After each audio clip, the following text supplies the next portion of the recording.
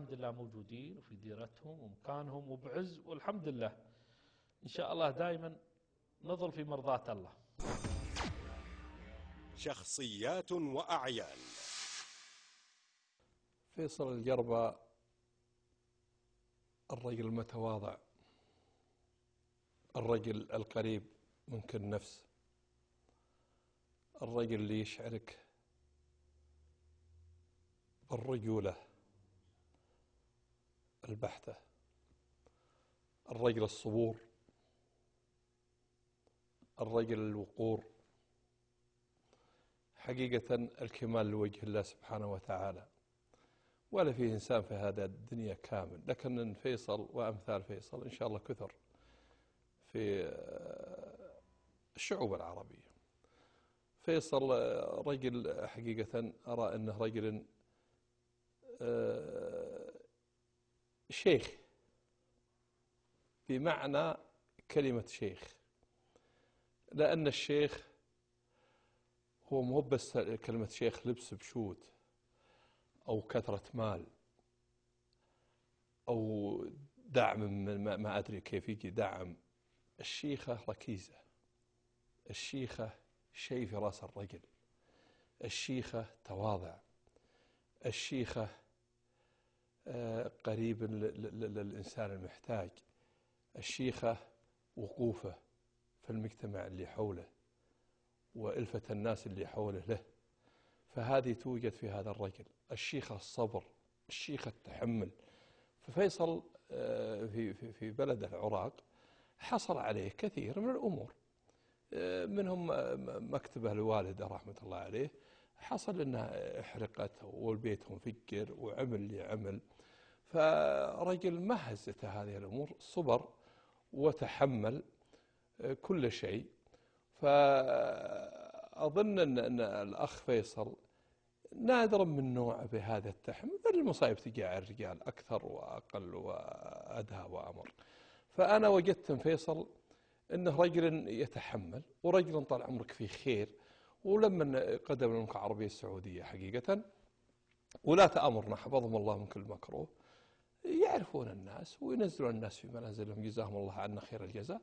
فأنزلوا فيصل وأمثال فيصل من الأمور الطيبة حقيقة وأعطوهم مكانتهم. وفيصل طبعا يستاهل الوقار، وحنا اقتداء بولاة أمرنا ومعرفتنا بعد اللي نعرفها عن أسرة فيصل القربان من شمر أنهم أسرة طيبة وحمولة طيبة. اختلطنا بفيصل فوجدنا فيصل إنها الشيخ اللي له التقدير، وفيصل بطيبته فرض طيبة على كل إنسان يقابله سواء سهاجر بقمي أو غير سهاجر بقمي. فيصل القربة حقيقة أنا شخصيا أقول إن يا بخت الأسرة اللي ينتمي لها فيصل، أول قبيلة أول بلد اللي ينتمي له فيصل، لأن الرجل يفخر به على ما قال الشاعر: داري لو أسنت عليه مريفة وربعي لو شحوا عليه كلام.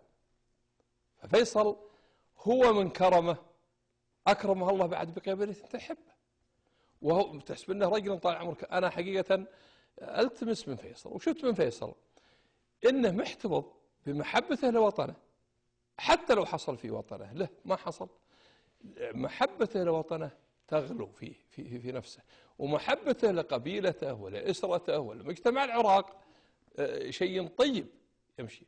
ثم ثنائه على الشعب السعودي وعلى ولاة أمرنا حفظهم الله من كل مكروه. هذا رجل ترى طال عمرك مناحي، ترى اللي يثني على الرجال ما يثني على الرجال إلا الرجل العظيم، وما يجحد مواقف الرجال إلا الرجل اللي الله يكرمك ما هو على قد المقام.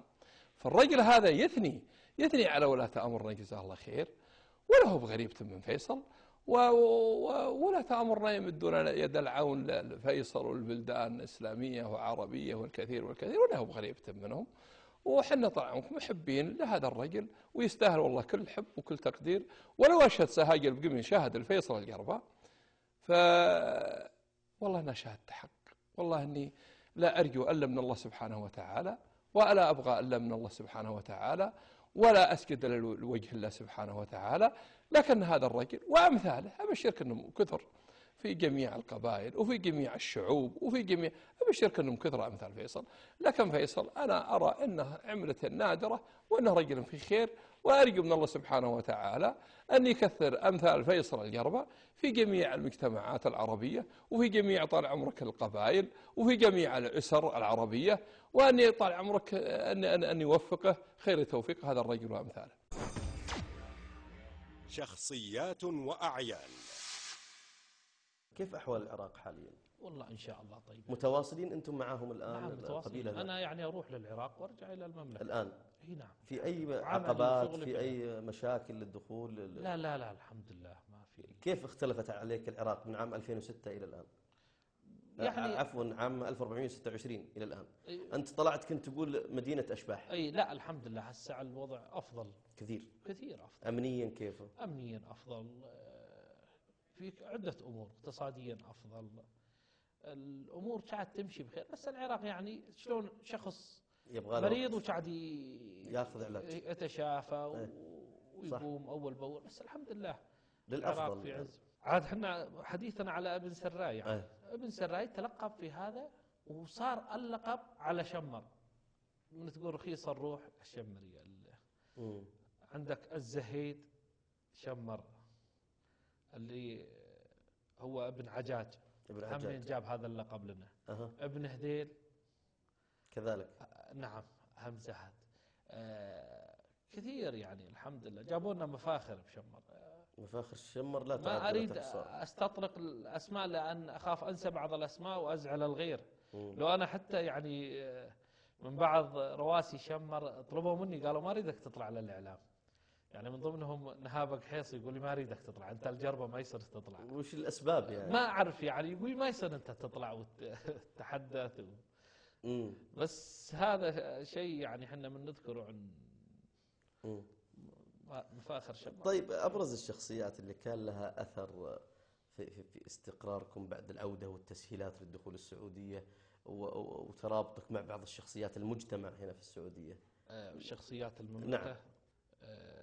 من الشخصيات والله يا أبو ناصر إذا أريد أذكر أسماء لأن كثير راح أنسى وإذا نسيت أخاف أزعل بعض الناس العزيزين علي. لا احنا بالنيابة نعتذر عنك، احنا نبغى نذكر من الأسماء يعني من بعض القبائل اللي أنا وقفت. أول جيتي اختلطت يعني مثل مع عتيبة مع نزه مع مطير مع قحطان مع أبقوم ما شاء الله يعني كثير أغلب القبائل. يعني خل نختار مثل محمد بن نايف ابن حميد بن جهجاه. ونعم ابن هذا جهجاه الرجل يعني أنا حتى قاله باللقاء الأول يقول يا فيصل اللي يشتغل تحت الضوء في المملكة ما عليه خوف.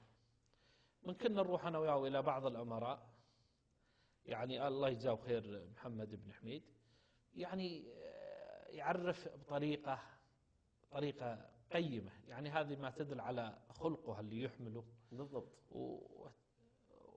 واعتزازه بنفسه وبدولته وبالشخص اللي جايه وبضيوفه كذلك يعني هذا يقول لك يدعون النفس القوية عند الضيف ضعيفة يعني. نعم.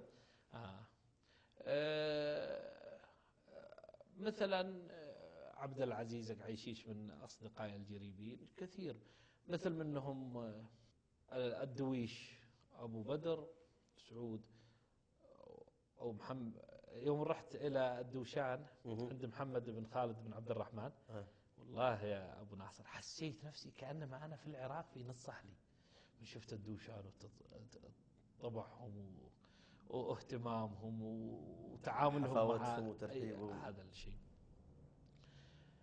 والحمد لله يعني في أسماء كثيرة يعني تقدر مثل تقول اكو شخص انا بدي اذكره في الاعلام لان دائما ذاك اليوم كنا عند علي ليده معزومين وجاء الدكتور زهراني وقام حناش القحطاني واعطى مكانه.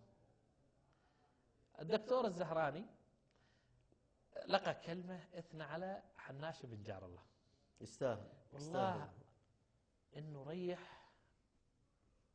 ريح قلوبنا ونفسنا بثناء. ليش؟ لان حناش مسويه معانا هذا الموقف مع كل واحد يجي ومو شرط إلا في بيوت قحطان، في أي بيت من البيوت، وعلى ليد أنا شفته يعمل. نعم. مثلا من الشخصيات تعرف أبقوم، الغرمول، غيرهم يعني، سعيد، أبو سعيد باني هذا الوجه المبروك. نعم. مثل سهاج أبو زيد.